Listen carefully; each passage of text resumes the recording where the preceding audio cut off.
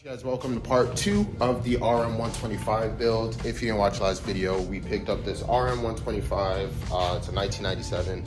It needs a rebuild, but nothing too serious. As you can see, we got some gaskets sitting there. I actually picked up a carb and a gasket kit. So all the gaskets I would possibly need, I got for this bike. You guys, it is the next day. Our top end should be coming today. So with that being said, I'm gonna go ahead and start putting these gaskets back together. I'm also awaiting the cover for this power valve as well. So until then, I'm gonna go ahead, put this cover back on, put these gears back in, and then mess with this, what is behind me? Mess with this, this exhaust rod thing.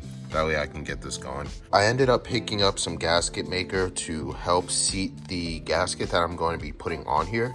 I'm not gonna go too crazy on it, but what I am gonna do is just put like little dots on each area. That way the gasket sits on there nice and flush and I don't have to mess with it too much when it's going to be put back on the bike. So before I do that, I'm gonna take my acetone, a blade, and wipe this thing down, get it nice and smooth. That way we have a nice clean seal. All right, so I went ahead and put a little bit of the gasket maker on this section of the case. That way I can go, I'm gonna need 2 hands, but that way I can go ahead, put this on there, and then just let it sit until it's time to put it on the bike. I came up with was this rod system. It loops around and it has that little kink right there. Has that little kink. So what that kink is for is so if this opens all the way up, nothing is obstructing it. So it can go all the way up and down if needed, and it can't come out no matter how hard it's pulled on. This stuff is not breaking. So hopefully this works. If not, I'm just gonna have to order the correct part and go from there. But it should work. It should work no problem.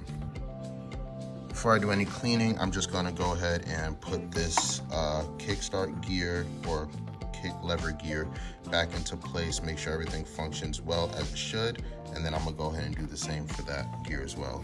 So after 45 minutes of messing with this kickstart, I finally got it. So now I can kick it over and then it'll spring right back up. That's good. It's missing this bolt that goes here to lock the kickstart into place, so I'm gonna have to see what bolt that is and then get that, and then pretty sure I have that laying around somewhere in here though. Next, just gotta put this cover on, which I want to do it a nice cool color, but I'm not sure. Maybe I'll just leave it silver, I don't know. But this also has a gasket that needs to be put on, and that should be good. Yeah, that should be good. Before I go ahead and put that clutch basket on, I'm like very curious as to what this is for. It's literally not, there's no resistance, there's no nothing. It's just freely moving in there. So it's obviously for the clutch and the gears and everything. So I'm gonna take this apart and see what is going on in here. So according to the diagram from Suzuki, this is actually correct. There's a bearing and then this piece. So I'm really not sure how that even works. I'm not gonna question it. I'm just gonna put it back together. If it works, great. If not, I have to dig deeper into it. But if this is all that's needed, that's actually pretty strange, because like, how does that even work? Is it magnetic or something? I don't think it's, I'm not sure. So we're just gonna put that back together and tighten all these bolts back. So unfortunately, we ran into an issue with our clutch lever. Took it off. It is way too loose. It's not doing anything. Like, I'll squeeze it, it won't come back. So I'm gonna assume it's the clutch lever and or cable. So I'm gonna replace both, get that over with.